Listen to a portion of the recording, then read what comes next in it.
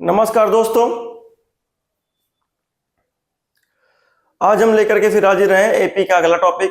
ठीक है, 5.2 प्रश्नावली हम डिस्कस कर रहे हैं। 5.2 प्रश्नावली में 11 नंबर सवाल तक हमारा हो गया था, ये 12 नंबर सवाल है। ठीक है, आगे की तरीके से हम इस तरीके से डिस्कस करते रहेंगे। हम देखते हैं कि यहाँ पास जो 12 नंबर सवाल है वो कैसे होगा। जब तक हम करते हैं बताते हैं, आप नए हैं चैनल में तो सब्सक्राइब कर दीजिए, लाइक कर दीजिए और शेयर कर दीजिए। बेल आइकन को जरूर दबा दीजिए। अब बेल आइकन को दबाने से आपको नोटिफिकेशन डेली मिलेगी, जिससे आपको पता चल जाएगा कि डेली क्लास चलती है और डेली हमें क्लास लेनी है। ठीक है, तो हमें ये चीज मालूम है कि दो समानांतर जो है समांतर श्रेणियों का सर्वांतर समान है। दो समांतर श्रेणियों का सर्वांतर क्या है? समान है। यदि इनके 10वें पदों का अंतर 100 है। ठीक है, यदि इनके 100वें पदों का अंतर 100 है तो इनके 1000वें पदों का अंतर कितना होगा? ठीक है, दो समांतर श्रेणियां हैं का अंतर क्या आपके पास समान है। दो समांतर श्रेणियां हैं, समांतर श्रेणियां दो हैं। जब हमारे पास दो समांतर श्रेणियां हैं तो हमें दोनों के पद लिखने पड़ेंगे। तो जाहिर सी बात है दोनों के प्रथम पद क्या हो सकते हैं? अलग हो सकते हैं, क्योंकि यहाँ प्रथम पद के बारे में तो कोई एक्सप्लेनेशन नहीं है। सर्वांतर के बारे में एक्सप्लेनेशन है कि दोनों के सर्वांतर क्या है? सेम है। ठीक है, तो अगर दोनों के सर्वांतर सेम है तो हम प्रथम पद के बारे में अलग अलग ही ले सकते हैं दोनों के। ठीक है, तो हमने माना कि प्रथम एपी का सर्वांतर जो है आपके पास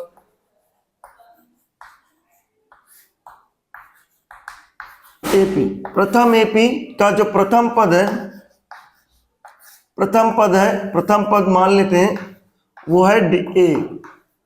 ठीक है, और अगर ए है तो सर्वांतर कितना है?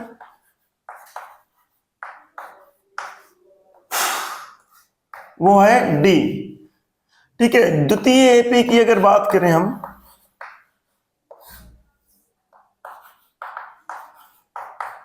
द्वितीय एपी की अगर बात करें तो क्या होगा हमारे पास में? वो उसका जो आपके पास में प्रथम पद क्या है?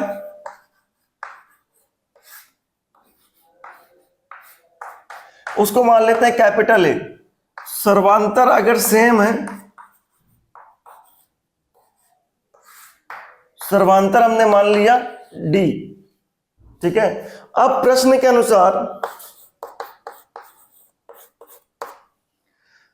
अनुसार क्या है कि आपके पास प्रथम एपी का 100वां पद और द्वितीय एपी का 100वां पद A100 और कैपिटल A100, इसका जो अंतर है वो 100 कहा गया है बेटा। ये कहा गया है 100वां पदों का अंतर कितना है? वो 100 है। तो इसके 100वें पद को हम लिखते हैं जनरल फार्मूले में। जब कुछ नहीं दिया जाता है ना बेटा, तो हम उसके फार्मूले में ही सब कुछ रखते हैं। तो फार्मूले में इसको रखें हम a प्लस माइनस, यहां पास ब्रैकेट में रखेंगे इसको capital A plus 100 minus A minus का 9D बराबर,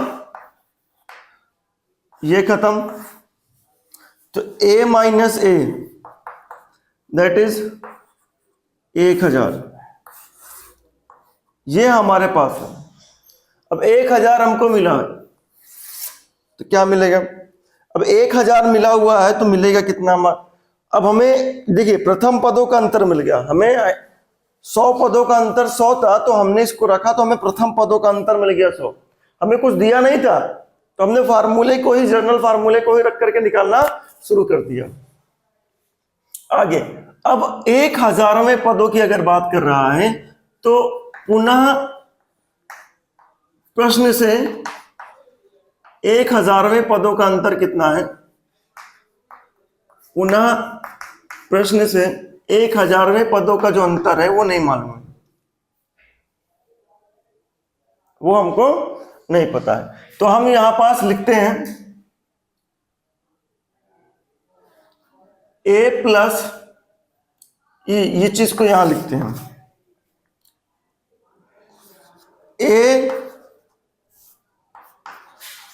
1000 माइनस कैपिटल ए 1000 बराबर ए प्लस 999D माइनस ए प्लस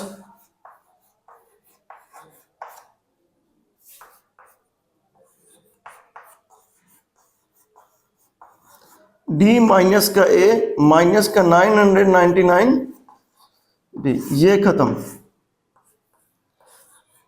ए माइनस ए मिला, और ए माइनस ए प्रथम पदों यानी 1000वें पदों का अंतर किसके बराबर है? प्रथम पदों के अंतर के बराबर है। प्रथम पदों का अंतर हम पहले ही निकाल चुके हैं। प्रथम पदों का अंतर कितना है? 100। इसका मतलब 1000वें पदों का अंतर कितना है? 1000वें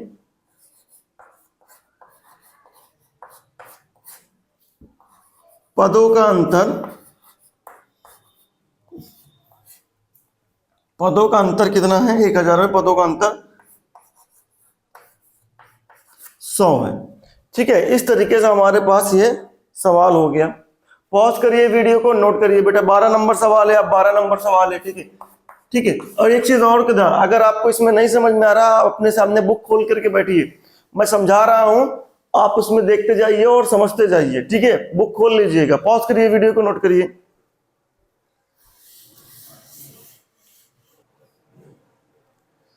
चलिए बेटा, हमारे पास ये सवाल है 13 नंबर सवाल। अब ये 13 नंबर सवाल हम कैसे करेंगे समझिएगा। कह रहा 3 अंकों वाली कितनी संख्याएं 7 से विभाजित हैं?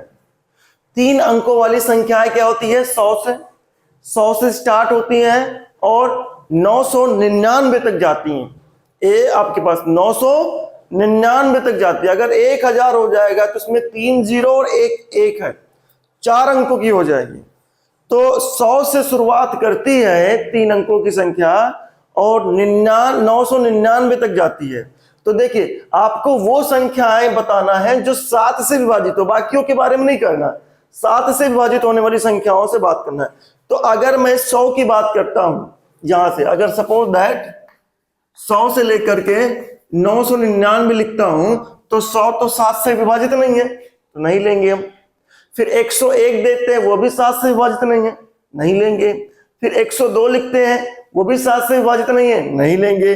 103, 104, 105 7 से विभाजित है। ठीक है, आपके पास में 105 7 से विभाजित है। फिर अगला नंबर 112 7 से विभाजित होगा। फिर अगला नंबर आपके पास 7 7 बढ़ाते जाइए आप। ठीक है, 7 7 बढ़ाते जाएंगे। अगला नंबर जो होगा हमारे पास 119, फिर 126, इस तरीके से। अब मुझे नहीं पता इतना लंबा डिजिट मैं कैसे लिखते जाऊं भाई, बहुत लंबा हो जाएगी संख्या। तो हम क्या करते हैं, पीछे से काउंट करते हैं कि अंतिम पद कौन सा होगा जो 7 से विभाजित होगा। ठीक है, तो हम 999 की बात करते हैं, विभाजित करते नहीं, विभाजित हो रहा है। 998, 997, 996, ये सबको विभाजित करिए, विभाजित नहीं होंगे। लेकिन 994 अगर विभाजित करेंगे तो विभाजित हो जाएगा। ठीक है, ये हो जाएगा। तो अंतिम पद हमारे पास 994 होगा जो 7 से विभाजित होगा। तो ये पद की, इस पद का संख्या यानी ये कौन सा पद है ये पता लगा दीजिए। ये जो भी पद होगा उतनी ही संख्या इसमें होंगी जो 7 से विभाजित होंगी। ठीक है, ये जो सा भी पद होगा उतनी ही संख्याएं होंगी जो 7 से विभाजित होगी। इसके पहले मैंने आपको बता दिया कि अंतिम पद बताता है कि इसमें कितनी संख्याएं हैं आपके पास। ठीक है, तो हमारे पास मान लेते हैं an बराबर कितना है 994। तो a प्लस n-1 d बराबर 994। ठीक है, तो a की वैल्यू आपके पास में 105, n-1 d की वैल्यू 7, 994, 7 सब्ट्रैक्ट कर लीजिएगा बेटा। ठीक है, नहीं तो जो विभाजित करेगा उतना ही डिफरेंस आता है आपके पास में। तो 105 उधर गया, तो 105 गया उधर, तो 7 माइनस n माइनस 1, इसको विभाजित कर लीजिए। ठीक है, क्या मिलेगा हमको अगर देखा जाए तो 5, 4 में से 5 नहीं जाएगा, 14 में से 5 गया आपके पास में 9, 8, फिर 8, फिर ये 7, विभाजित करिए 1, 2, ठीक है, और फिर 7, तो n माइनस 1 इक्वल टू 127, तो n की वैल्यू आ गई बेटा 128, n माइनस 1 को उधर लेके जाएंगे प्लस 1 हो जाएगा। इस तरीके से हमारे पास 128 मिल गया। तो हमारे पास कुल कितनी संख्या है? 128 संख्या है। कुल कितनी संख्या है बेटा? 128 संख्या है। ठीक है, कुल 128 संख्याएं हैं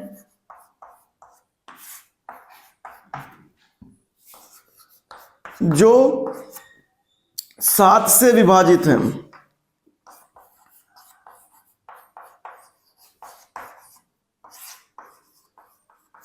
ठीक है, तो ये रहा आपके पास में 13 नंबर सवाल।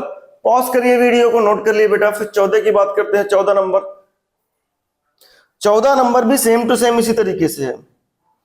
ठीक है, 14 नंबर भी सेम टू सेम इसी तरीके से है बेटा।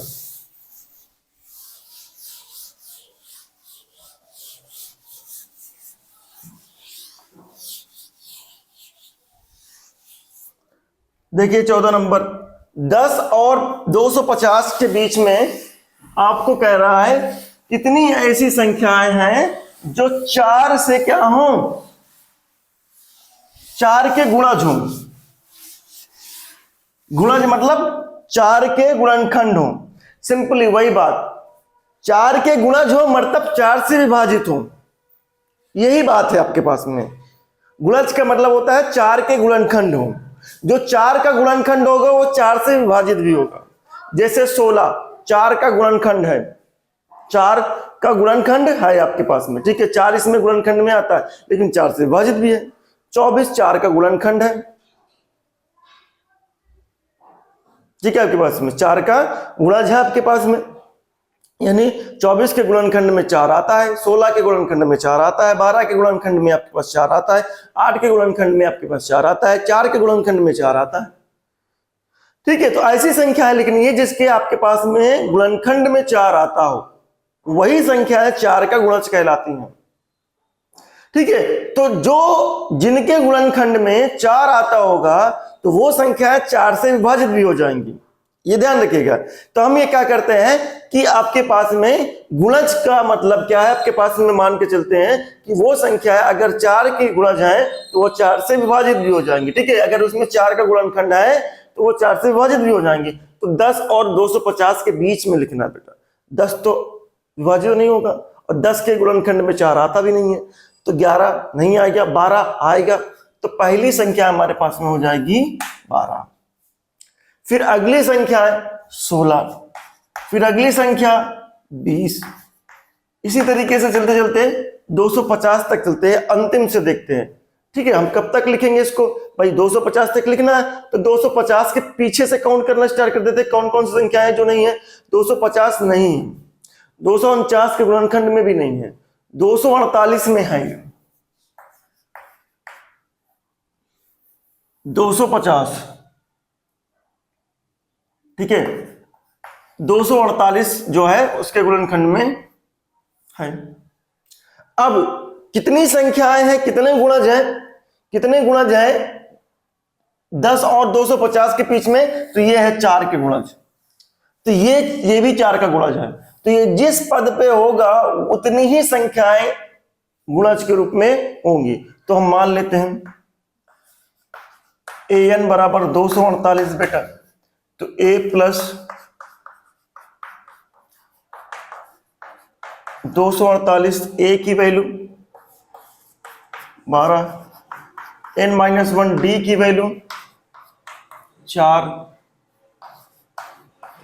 48, 12 उधर गया,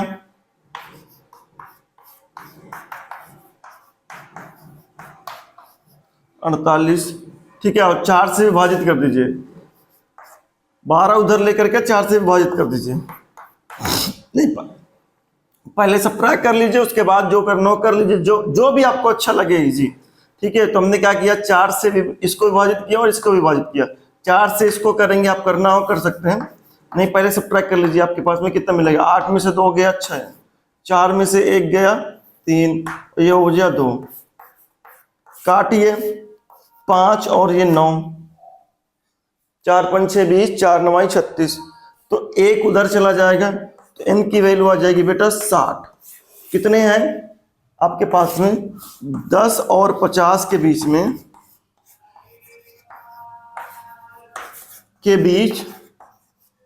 ठीक है, आपके पास के बीच आपके पास में कितनी है, 60। ऐसे 60 जो है आपके पास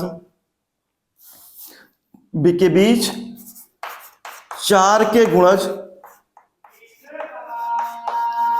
ठीक है, 60 संख्याएं हैं। ठीक है, कितनी संख्याएं हैं, 60 है, 60 संख्याएं हैं जो 4 की गुणज है 10 और 250 के बीच में। ठीक है, ये हमारे पास होगा। पॉज करिए वीडियो को, ये 14 नंबर सवाल है बेटा, 14 नंबर सवाल है, नोट कर लीजिए इसको, नोट करिए, नोट करिए।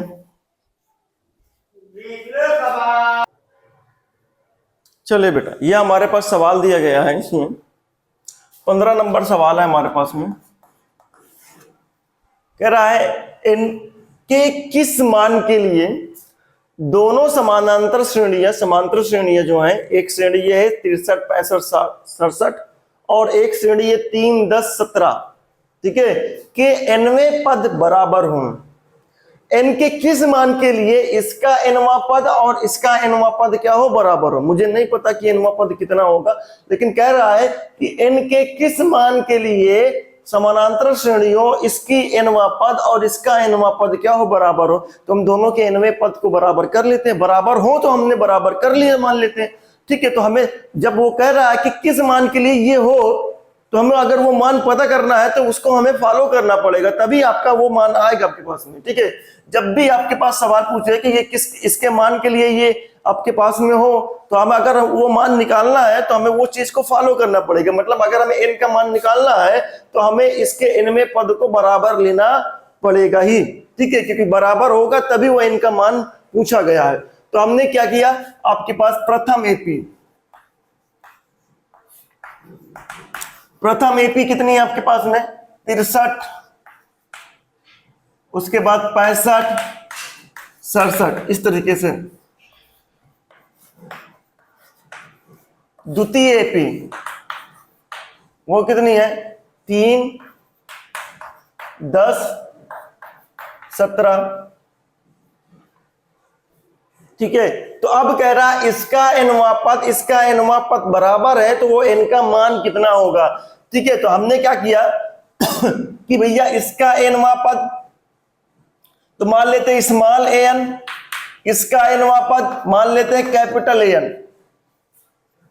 दोनों के an आपके पास में रखने पड़ेंगे। तो इसका nवां पद लिखेंगे, ये प्रथम वाले का है, ये द्वितीय वाले का। ठीक है, आपके पास में तो इस प्रथम वाले को लिखेंगे a प्लस n-1d, ये द्वितीय वाले का लिखेंगे capital A plus n-1 capital D। क्यों, क्योंकि यहां पास n दोनों के सेम है, दोनों के n हमको निकालने हैं, दोनों के nवें पद निकालने हैं आपके पास में। दोनों के nवें पद तो n दोनों का सेम है, इसलिए हमें n में नहीं बदलाव किया। प्रथम पद अलग अलग है, प्रथम पद में बदलाव किया। कॉमन डिफरेंस यानी सर्वांतर क्या है, वो भी सबके अलग अलग है, दोनों के अलग अलग है, तो वो भी हमने अलग अलग लिखा।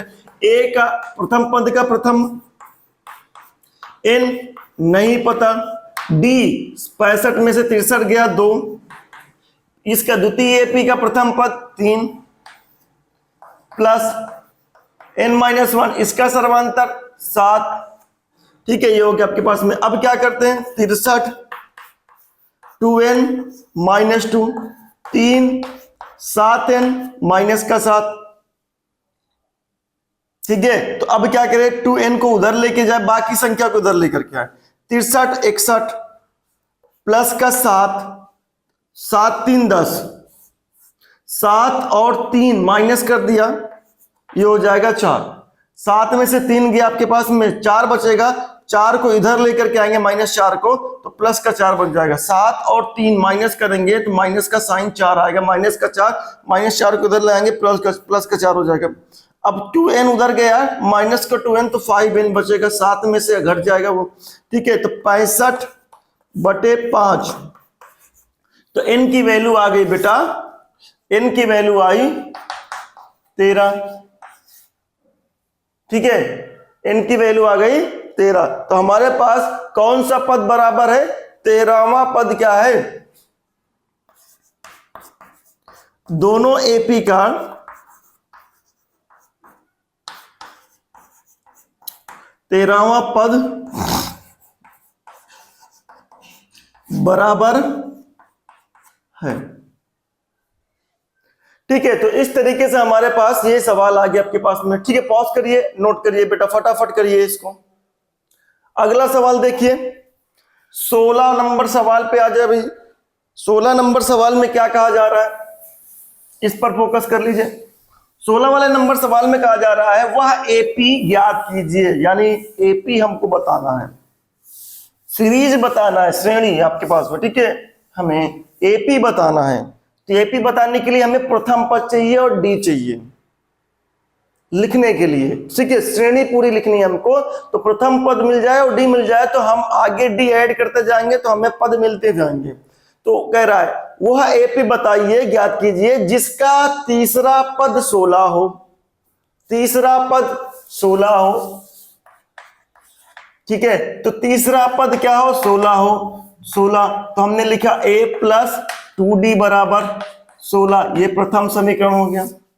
फिर कह रहा है और 7वां पद 5वें पद से 12 अधिक है। कौन सा पद अधिक है, 7वां पद किससे अधिक है, 5वें पद से 12 अधिक है। 7वां पद 5वें पद से 12 अधिक है, तो 7वां पद A7, ठीक है आपके पास, अकॉर्डिंग टू क्वेश्चन, ठीक है। ये भी आपके पास में है, अकॉर्डिंग टू क्वेश्चन। तो 7वां पद 5वें पद से 12 अधिक है, तो 5वें पद जिससे अधिक है उसी में जोड़ेंगे बेटा, ठीक है। जिससे अधिक है, 7वां पद किससे अधिक है, 5वें पद से अधिक है, तो 7वें और 5 के बीच में संबंध चल रहा है, तो बराबर का साइन आ गया इनके बीच में। 7वां पद 5वें पद से 12 अधिक है, तो हमने 12 जोड़ दिया 5वें पद से, ठीक है। तो 7वें पद को लिखा a + 6d, इसको लिखा a + 4d बराबर, ये खत्म। 4d को इधर लेके आए, 6d - 4d that is 2d, 12। d की वैल्यू आ गई बेटा 6।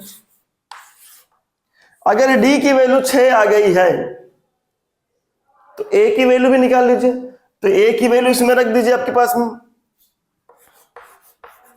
समीकरण नंबर 1 में d बराबर 6 रखने पर, जैसे आप रखोगे d बराबर 6 बेटा, इसमें रखिए d बराबर 6। जैसे आप इसमें d बराबर 6 रखोगे तो 6 दूनी 12, 12 उधर चला जाएगा, 12 उधर गया, तो a की वैल्यू कितने मिलेगी, 12 उधर जाएगा, 16 में से 12 जाएगा 4, तो प्रथम पद मिल गया आपके पास में 4। प्रथम पद मिला 4, डिफरेंस मिला 6, तो प्रथम पद लिखा हमने 4, डिफरेंस लिखना हमको, तो 4 में हम d ऐड करेंगे तो मिलेगा 10, फिर d ऐड करेंगे हम तो मिलेगा 16, फिर d ऐड करेंगे हम 22, फिर d ऐड करेंगे हम 28। इस तरीके से आगे एपी हमको मिलता जाएगा। तो हमें मिला है एपी,